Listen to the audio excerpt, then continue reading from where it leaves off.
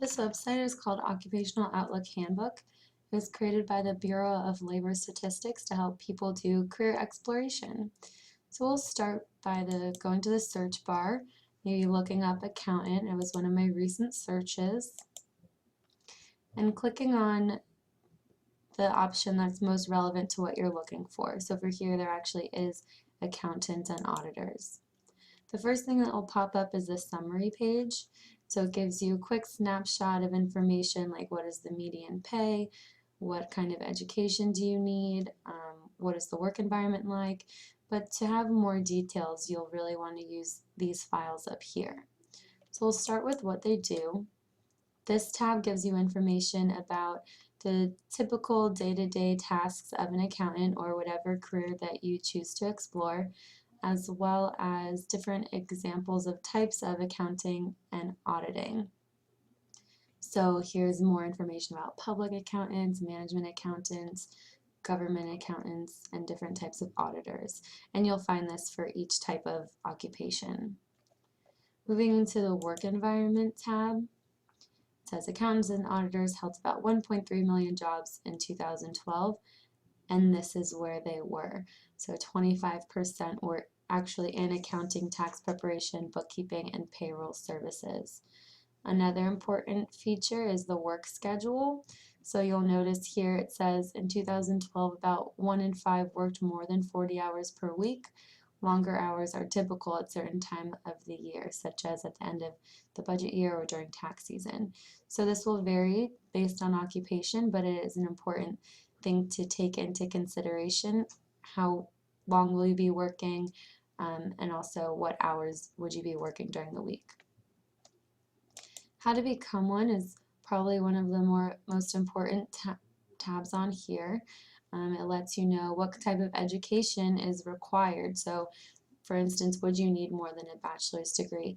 In this case, it says at least a bachelor's degree. Some people who are hiring prefer a master's degree.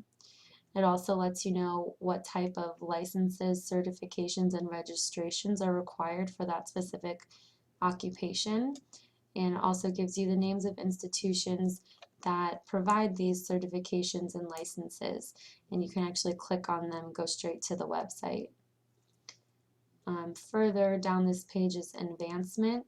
So beginning public accountants often advance to positions with more responsibility in 1 to 2 years, to senior positions with another few years.